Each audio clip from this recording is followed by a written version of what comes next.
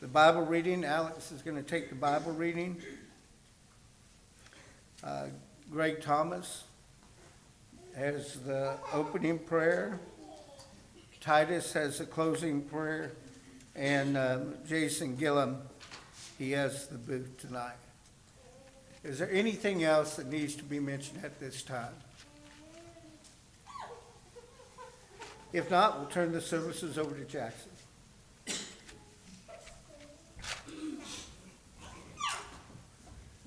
Good evening. First song is number 75. Number 75. Let's sing.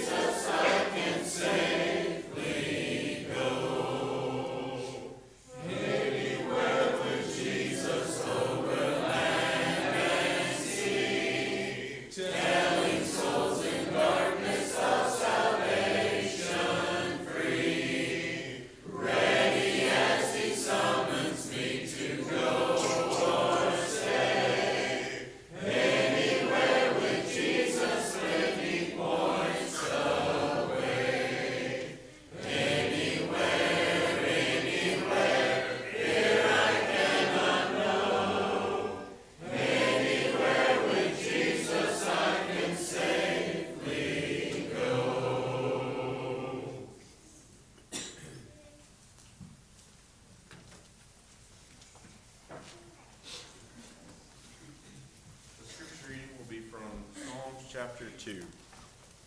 Read Psalms chapter 2.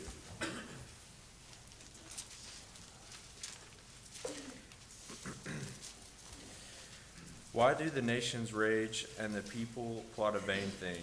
The kings of the earth set themselves, and the rulers take counsel together against the Lord and his anointed, saying, Let us break their bonds in pieces and cast away their cords from us. He who sits in the heavens shall laugh, the Lord shall hold them in derision. Then he shall speak to them in his wrath and distress them in his deep displeasure. Yet I have set my king on my holy hill of Zion. I will declare the decree. The Lord has said to me, You are my son, today I have begotten you. Ask of me, and I will give you the nations for your inheritance, and the ends of the earth for your possession. You shall break them with a rod of iron, you shall dash them to pieces like a potter's vessel. Now therefore be wise, O kings, be instructed, you judges of the earth. Serve the Lord with fear, and rejoice with trembling. Kiss the Son, lest he be angry, and you perish in the way. When his wrath is kindled but a little, blessed are all those who put their trust in him.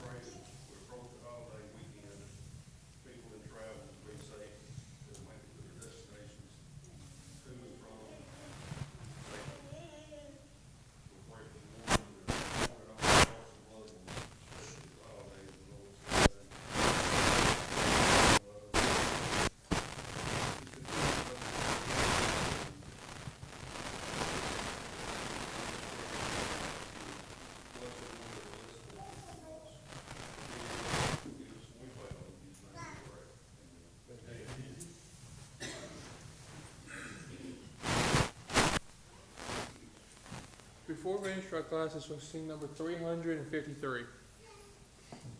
353. Let's sing.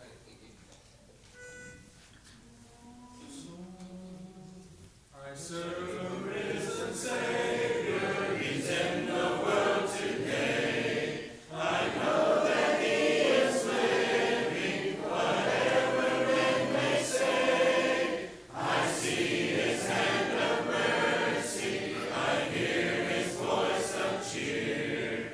And just the time I need him, he's always near. He lives, he lives.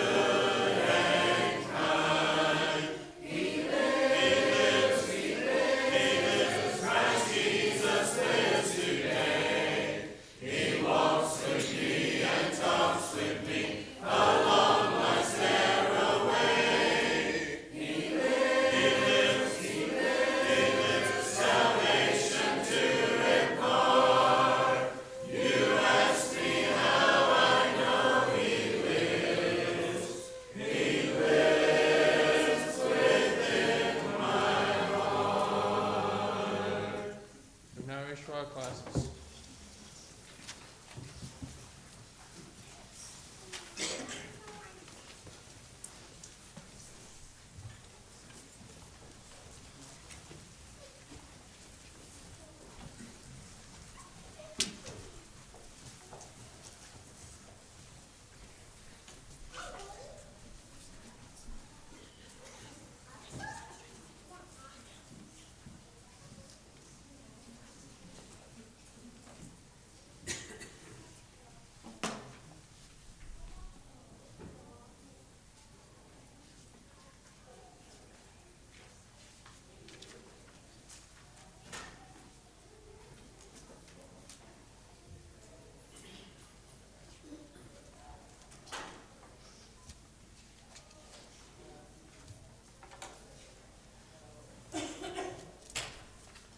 Okay, it's good to have you here tonight, and we will be studying in the book of, or from the book of Esther.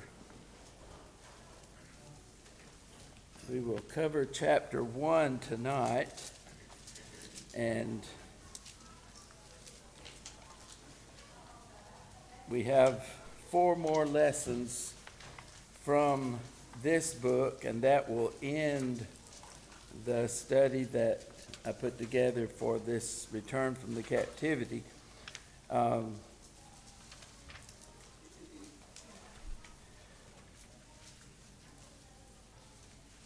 We're studying the period of time called the return from the captivity, and actually this book takes place during that period. In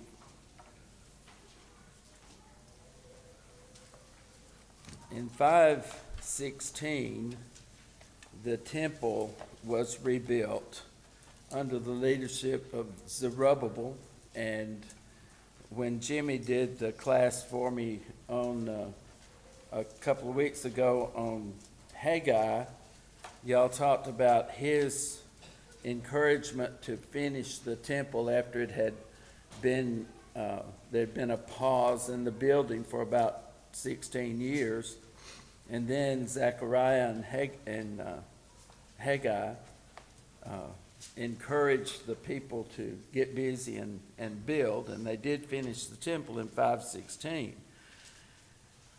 There are 2 primary dates in the return period, and the first one is when Zerubbabel led the first group back in 536 BC, and then they finally, 20 years later, got the temple rebuilt.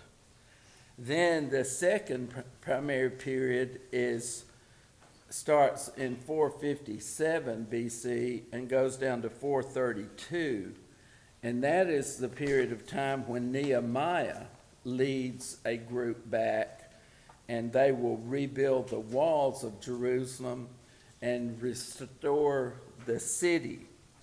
Now, in between those 2 sub-periods, we have the book of Esther. Esther comes along about 40 years after the temple is completed, and she's about 30 years before the time of Nehemiah. Her work is a critical link between the 2 periods, because as you know from prior study and what we'll see in this book, there is an attempt to eradicate all of the Jews, just like Hamas right now is trying to destroy the Jews. There was a plot to do the same thing during the days of Esther. And because of Esther's position as queen, and then Mordecai's advancement in the kingdom as one of the king's primary men, the stage will be set when Nehemiah comes along. There'll be a lot of favorable feelings toward the Jews when when the time comes for Nehemiah to go back and rebuild the walls.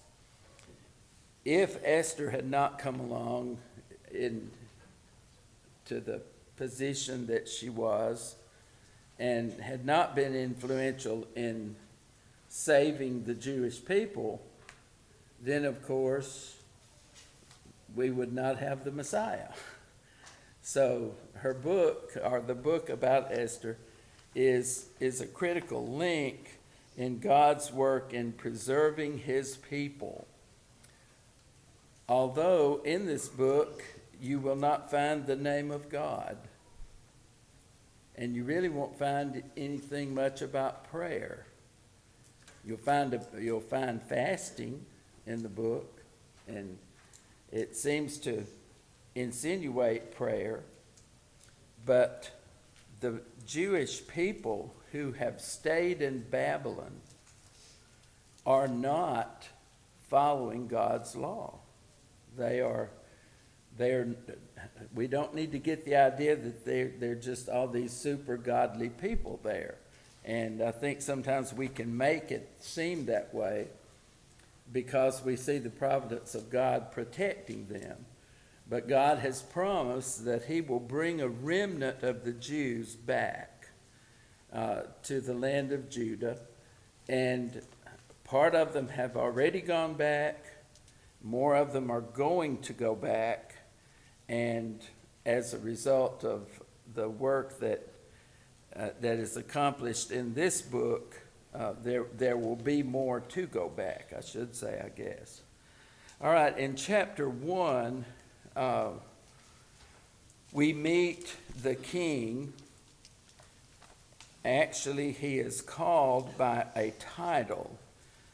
You know how Pharaoh is a title for the kings in Egypt. Ahasuerus is a title rather than a name for the kings in Babylon, in the Persian Empire. And so when we open this book, we are reading events that take place in 482 BC. Xerxes is the name of the king there, and he has been on the throne since 485. And the Bible tells us that it was in the 3rd year of his reign that these things take place. So we know that Xerxes, his title Ahasuerus, is on the throne, and that the date is 482 BC for chapter 1. When we get to chapter 2, 4 years will have passed. And when we read this book, it may seem like everything's just happening bam, bam, bam. But between chapter 1 and chapter 2, Xerxes is going to go on a military campaign and try to conquer Greece. We'll see as we get into this first chapter that he's already ruler of a large part of the world. But as rulers go, he always wanted more. And so he has a military campaign between the first chapter and the second chapter of Esther. So let's read and see what happens. The feast that you read about in chapter 1, we know from the records that have been discovered from the Persian kingdom that this feast was given in preparation for that military battle that Xerxes is about to launch. And so we're going to see when they threw a party, it wasn't a small affair. It's a 6-month party going on here. So, now it took place in the days of Ahasuerus, the Ahasuerus who reigned from India to Ethiopia over 127 provinces. In those days, as King Ahasuerus sat on his royal throne, which was at the citadel in Susa, in the 3rd year of his reign, he gave a banquet for all his princes and attendants, the army officers of Persia and Media, the nobles and the princes of his provinces being in his presence. All right, so notice in your book, in lesson 24, the first thing I asked was, notice the extent of the Persian kingdom. How many provinces were ruled here?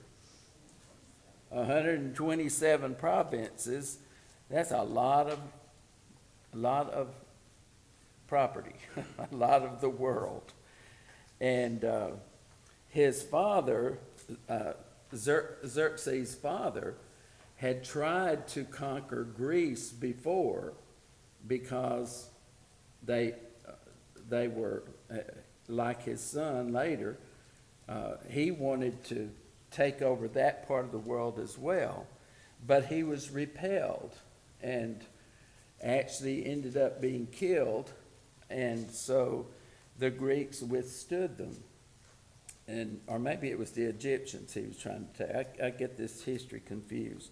But anyway, he was killed in a battle when he was trying to take more land. And so Xerxes comes along, and when he inherits the throne, he's thinking, we've been defeated by the Greeks, and that's not going to happen again because I am the big king of the world. And so I'm going to go back and teach them a lesson. And he does that. But 127 provinces were not enough, and so he's going to go back and take Greece. How long did the celebration go on? 180 days, and then I had a 7 day. Yeah, 180 days and then 7 more days, so it was 6 months that they were partying. And we'll read about how they were partying. Notice that what he's doing, notice the terms that are used here. In verse 2, he sat on his royal throne. In verse 4, he displayed the riches of his royal glory and the splendor of his great majesty for many days, 180 days. What do those words suggest to you about Xerxes? His royal splendor, his royal majesty, his riches, his glory. What does that all suggest about him? He was all about himself. Yes, he's all about himself. I heard somebody say once, if you don't blow your own horn, it won't get blown. And so he's blowing his horn. He is showing off his majesty as much as he can. Verse 5, when these days were completed, the king gave a banquet lasting 7 days for all the people who were present at the citadel in Susa, from the greatest to the least in the court of the garden of the king's palace. So he's going to have this huge garden party, and he's going to invite everybody that's available, from the greatest to the least. And he has really shown off. Verse 6, there were hangings of white and violet linen held by cords of fine purple linen on silver rings and marble columns, and couches of gold and silver on a mosaic pavement of porphyry marble, mother of pearl, and precious stones. Now, think about if you had to be the one who was preparing for this garden party. I mean, you got stonemasons, you've got seamstresses sewing curtains, and you've got people, silversmiths working and goldsmiths working, and all of this is put out there to just show how opulent and powerful Xerxes is. So, not just enough to have the setting that way, you just have to wonder if he also had ice sculptures and a fountain spewing champagne or something. But drinks were served in golden vessels of various kinds. Now, don't you know, everybody at the party wanted to stick one of those golden vessels in their toga and take it home with them because you've got all this rich display of everything. And the royal wine was plentiful according to the king's bounty. The drinking was done according to the law. There was no compulsion, for so the king had given orders to each official of his household that he should do according to the desires of each person. What he is saying here is, everybody, you just decide how you want to drink. If you want to drink a lot, you can drink a lot.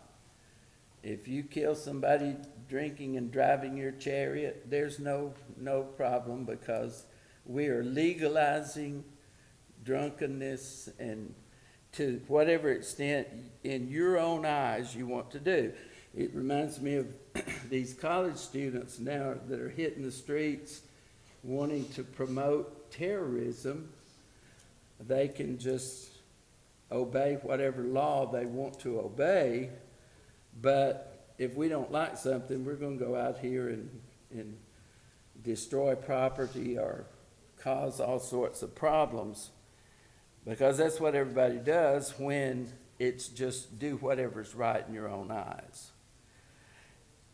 During this time, Queen Vashti, verse 9, also gave a banquet for the women in the palace, which belonged to King Ahasuerus.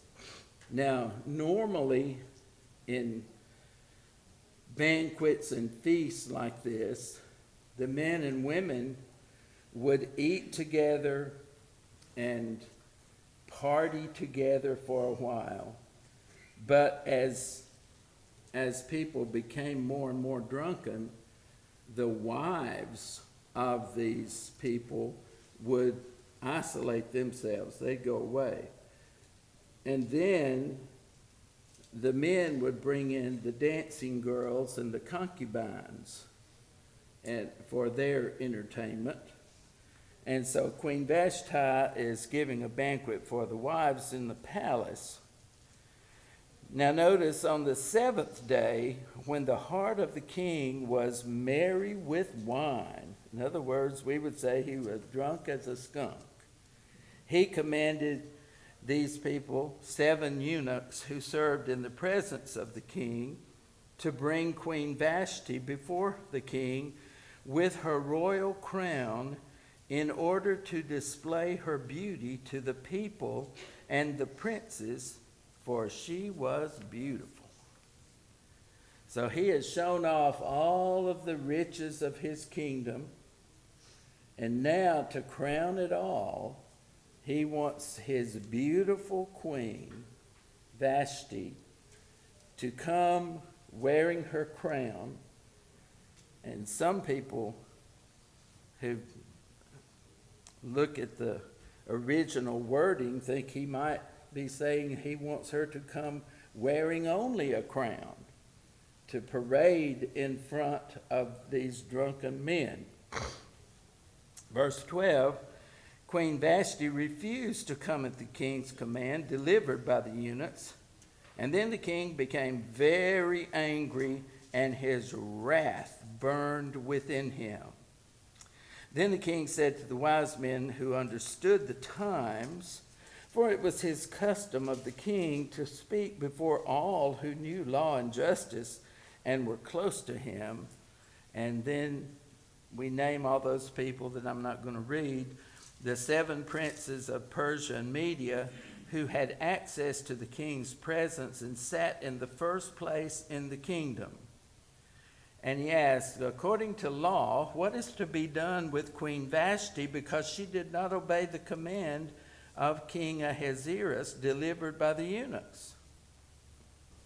Now, this is a smart thing for him to do. He's just as mad as he can be, and he's drunk, and he's got marital problems. So he thinks it's a really wise thing to just make it public.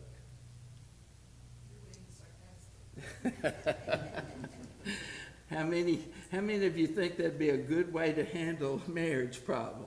Let me just throw it out to everybody. Put it on Facebook. Let's just work all this out. No. But again, that's what you get when you're mad and drunk and you make decisions. But that's what he did. So he talks to these people, and he gets some advice. And of course, remember, they're all drunk too, so the advice is going to be just right. So, in the presence of the king, verse 16, Memucan said, well, Queen Vashti has wronged not only the king, but also all the princes and all the peoples who are in all the provinces of King Ahasuerus. So let me just make this problem as big as I can make it, and then I will be indispensable to advise you. And so that's what he's all about. For the queen's conduct will become known to all the women, causing them to look with contempt on their husbands by saying, well, King Ahasuerus commanded Queen Vashti to be brought in his presence, and she did not come. And this day the ladies of Persia and Media, who have heard of the queen's conduct, will speak in the same way to all the king's princes, and there will be plenty of contempt and anger. So if you don't do something, all the women of the whole world are going to just fall into fits of rebellion. We're going to have women's liberation to the max. And so he says, then, if it pleases the king, let a royal edict be issued by him, and let it be written in the laws of Persia and Media so that it cannot be repealed, that Vashti may no longer come into the presence of King Ahasuerus, and let the king give her royal position to another who is more worthy than she. So now we got a bunch of drunks sitting around in Congress, and they're making this law that's not going to be repealed. It can't be repealed. And it's another good idea. So he says, let's go ahead and do it. So verse 20, when the king's edict, which he will make, is heard throughout all the kingdom, great as it is, then all the women will give honor to their husbands, great and small. That'll fix it. This word pleased the king and the princes, and the king did as Memucan proposed. So he passed the law. He had it recorded and sealed. Can't be changed. Okay? He sends letters to all the king's provinces, 127 letters, to each province according to its script, and to every people according to their language, that every man should be master of his own house, and the one who speaks in the language of his own people. So we got the ball rolling in this book. Starts out with a drunken king getting advice from his drunken advisors, and they end up passing a law that can't be repealed and send it to the whole world practically. So let's go back to our questions.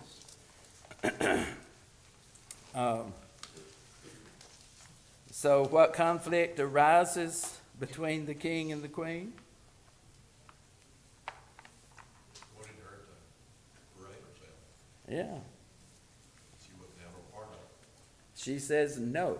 And he said, get in here and show off your beauty. And she says no. What were the king's advisors afraid would result if the queen got away with her refusal? All the women will do the same thing. The women, the whole world, are going to start just scorning their husbands and disobeying them. All right, so verse 19 records the punishment of Vashti, which was what? What was her punishment? She couldn't come into the king's presence and would be replaced by someone else more worthy. Right, no longer would she be able to come into the king's presence, and she would also lose her queenship. So somebody else would be chosen as queen. What did we learn in verse 19 about the nature of written law in Persia? It cannot be repealed. Once it is written, it is written. And that's going to come up later in the book as an important point. So, according to the advisors, such punishment would have what social impact if the king will just follow their advice? Wives would honor their husbands. Yes, all the women will just love their husbands better than ever and be just as obedient and humble as they possibly can be.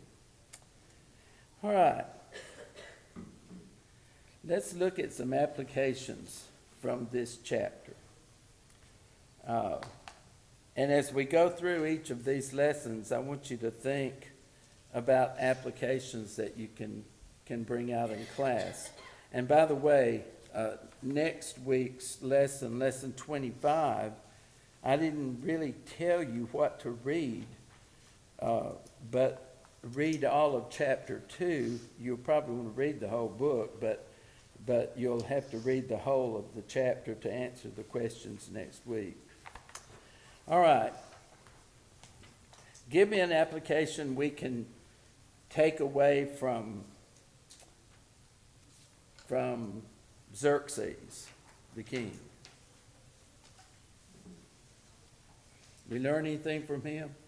If nothing else, we learned that alcohol doesn't help decision making. Isn't that the truth? Alcohol does not help decisions. It does not make for good decisions. I put drunkenness leads to disrespectful behavior because he was disrespecting his wife and making some stupid laws about you just drink all you want to, we're going to call everything legal. Unfortunately, in those days, the king had the right to make those kinds of laws, and he didn't have to have the advice or the approval of Congress or anybody. All right? Anything else from this chapter? It was saying also that if you want a wise decision, don't ask a bunch of drunks, and don't always ask those that are close to you. You truly go to the wise men, not your. That's right, because the men around you, obviously, Memucan, the one who's named as the spokesman for this group, was more concerned, notice, because he said, the wives of your princes will start doing this. And he was thinking, I'm already having trouble with my old lady, and I know if she hears about this, those wheels are turning. And so he's thinking about how he can improve his own lot. So that's right. Go to truly wise men, not to people who just happen to be sitting around as a bunch of yes men. Okay? Anything we can apply from Vashti?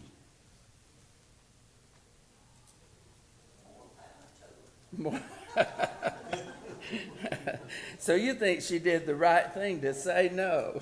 Okay, all right. She had her limits, that's right. Modesty, it's always right to insist on modesty, but modesty can come with a price. Because what kind of price does she pay? Loss of her position as queen, no longer able to have the ear of the king.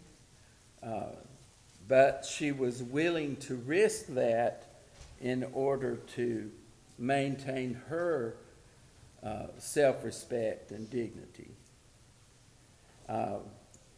And so we have to appreciate her for that.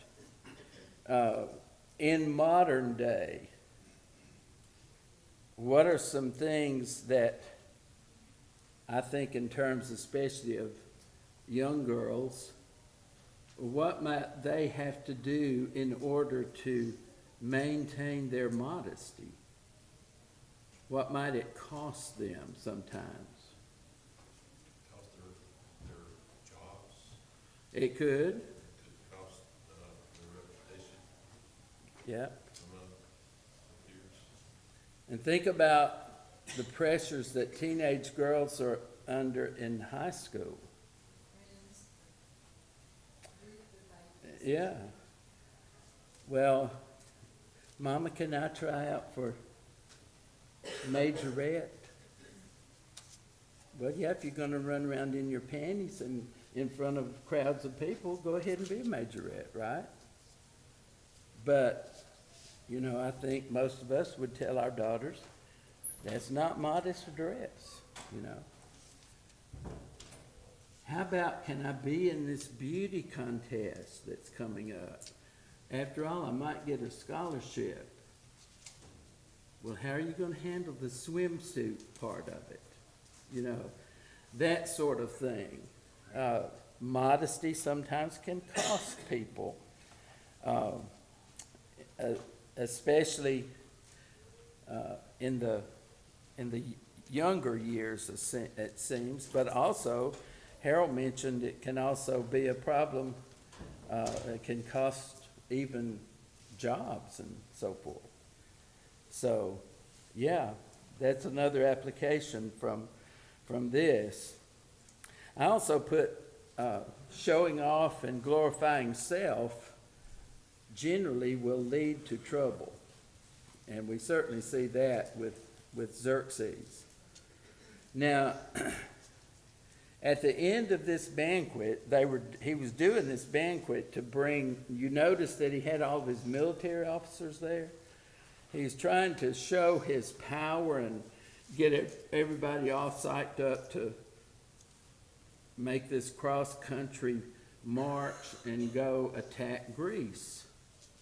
And so, at the end of this chapter, before he actually replaces Vashti she's removed from her position as queen, so they're going to be queenless for the next couple of years or more while he goes off with the army and fights the Greeks.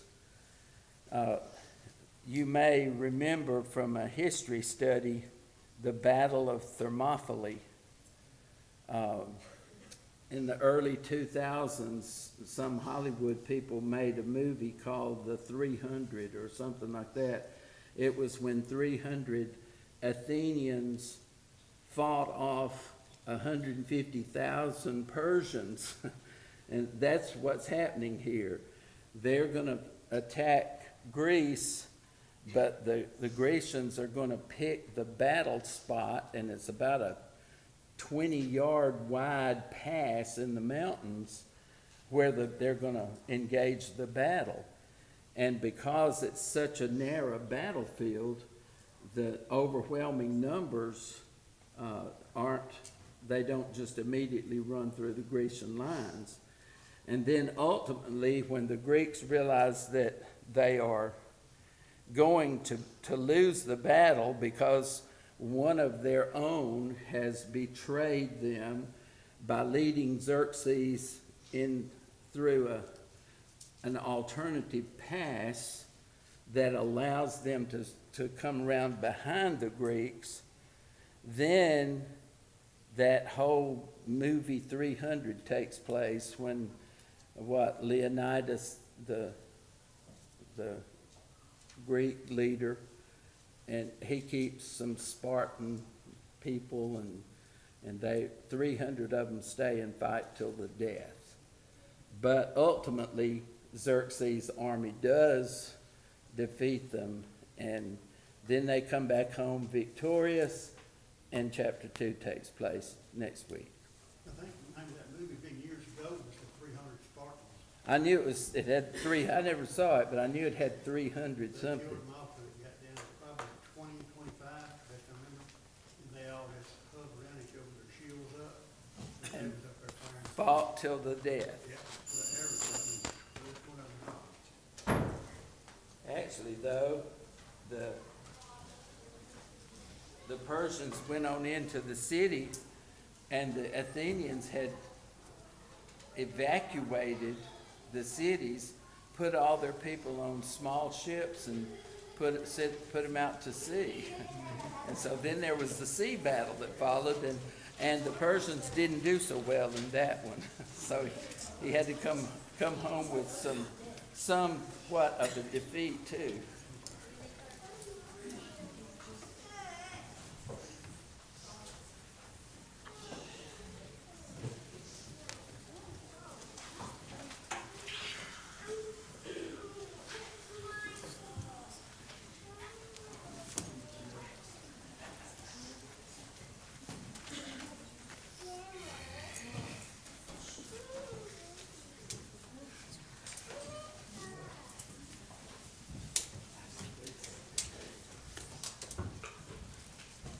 What number we got? What number? Oh, we're almost persuaded. 348, if you're going to be using the book. Well, it's really good, once again, to see you here tonight. Appreciate the fact that you have come out and to study God's Word, to be with other Christians, just enjoy that wonderful spiritual fellowship that we enjoy with one another. You know, when I consider some Bible passages that deal with our relationship with each other, there's a couple that come instantly into mind. And one of them is found in Romans 12, beginning in verse 9. Let love be without hypocrisy, abhor what is evil, cling to what is good. Be kindly affectionate to one another with brotherly love, and honor, giving preference to one another, not lagging in diligence, fervent in spirit, serving the Lord, rejoicing in hope, patient in tribulation, continually steadfast in prayer, distributing to the needs of the saints, given to hospitality, bless those who persecute you, bless and do not curse, rejoice with those who rejoice, and weep with those who weep. Be of the same mind towards one another, and do not set your mind on high things, but associate with the humble. Do not be wise in your own opinion. Repay no one evil for evil. Have regard for good things in the sight of all men. If it is possible, as much as depends on you, live peaceably with all.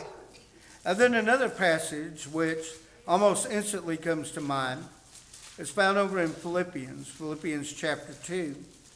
And I just want to look at primarily one verse, or actually two verses, verses 3 and 4. Let nothing be done through selfish ambition or conceit, but in lowliness of mind, let each esteem others better than himself. Let each of you look out not only for his own interests, but also for the interest of others. And now I've entitled this invitation, I've called it Mind Your Manners. And, you know, that has a lot to do with human relationship, minding your manners. And so that becomes very, very important then, especially as it applies to this time of year. My parents would say oftentimes when we're going to a family get-together, now y'all, well, they wouldn't say y'all, they would say you guys. At least it's better than the northern "yous guys." But anyway, they would say, now you guys, mind your manners. Now, in the South here, we kind of shorten that. You know, we say it a little bit different. So in the South, we may say, act right. And, you know, for somebody up north may not, somebody out west may not know, what does that mean to act right? Well, we know what it means. You know, all those things we taught you over the years that you should know what the right thing to do. You act that way. You act right. And then we've even shortened that to a one word where we look at a child and we say, behave. Someone may actually throw in the second word, behave yourself, but most people say behave. And you know, I really didn't understand that word when I first moved to Alabama 30 years ago, and I was teaching at the Bible school. The parents would often say to me, they would say, make them behave. And we would have open house, and I'd have 15 parents say, make them behave. And I thought to myself, are we fixing to have, well, I wouldn't say fixing then, but I say it now. I would say, are we getting ready to have a rash of misconduct? You know, what's going to happen? Are they going to overthrow the classroom? What do I need to prepare for? But I understand now, all that is saying, act right, mind your manners. You know how to behave, you behave. And I think that all of this particularly comes into play and has meaning when we think about this time of year. When we're going to spend time with friends and family, and we have to remind ourselves that in these social situations, even though things are uncomfortable, we need to act right. Even when we have a relative that just kind of, they can grind on us and they just grind in the wrong way and you just, but you're still nice and kind and you're considerate because you're minding your manners. Even when that uncle comes up there and he gives you a hug and you really don't want to hug him, but you do, you mind your manners. Or the aunt grabs your cheeks and blah, blah, blah, blah, blah. You have grown up so much. Well, you act right. And even on the day, you know what day I'm talking about? The day which is meaningful to us. We don't celebrate religiously, but we sure get them presents, don't we? And so we opened up those presents, and I remember one year I did not act right. And I did not mind my manners. And I did not behave. And really I was prepped for this all along because, all along growing up, whatever I asked for, magically it appeared under the tree. G.I. Joe. Not only did I get G.I. Joe, I got the enemy of G.I. Joe. And I got the Jeep, and I got the little trailer behind, and I got all the guns. And all I asked for was G.I. Joe. And then Major Matt Mason. I not only got Major Matt Mason, I got his moon crawler that came along with Major Matt Mason. And when I asked for a 10-speed bicycle, even though all the gifts were open, Dad had that 10-speed bicycle out in the garage. And so I was prepped for it. And so when I asked for a stereo between high school and college, when I got back from college, guess what I expected to be under the tree? It had never failed before. But it wasn't there. And it wasn't back in the backyard in the playhouse. It wasn't in my parents' trunk. It wasn't out in the garage. It just wasn't there. Now, what I didn't understand then, that now I'm privy to now, is my parents were going through a very hard financial time. And I pouted. I didn't know then, but I pouted. And I didn't act right. And I didn't behave. And I didn't mind my manners. But you know what? This happened in December. That summer I came home from college and I got a job. And I was making pretty good money. Guess what I went and bought? You're already there, aren't you? Yeah, I got a stereo. And it meant a little bit, and for those of you, stereos, it's like your phone, but much bigger. And speakers. Now you get everything in a phone. And by the way, that's about the same price as the old stereo. No. But it meant a lot more after I paid for it. And what am I saying? I'm saying this. That at this time of year, we have a wonderful opportunity to show others what Christianity is all about. Now, I failed the test that one time. I did. I would have gotten, those of you who are teachers, you would have put a big, in red, a red pen, big F on there. Hopefully now I know how to behave myself, to act right, and to mind my manners. But you know where the origin of how to act all comes from? I love it when he says it. Brother Matt will say this many times throughout his lessons. The good book. And it is a good book, isn't it? Because it tells us how to act. And if you have not tapped into what this book is all about, and you have not named the name of Christ, and you don't wear the Christian name, you are missing out. And you can remedy that situation tonight. And we invite you to do so as we stand and as we sing. Almost persuaded now to believe.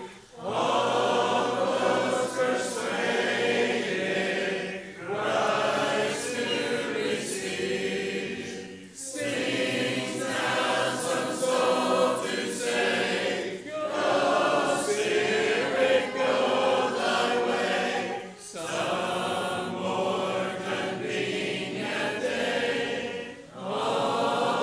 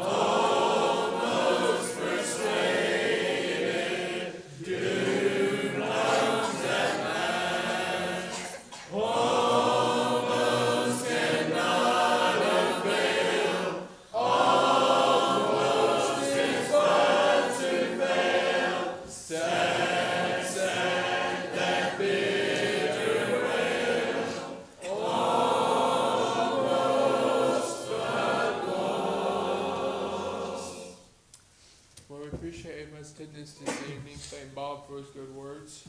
Is there anyone else that need to be made before we dismiss?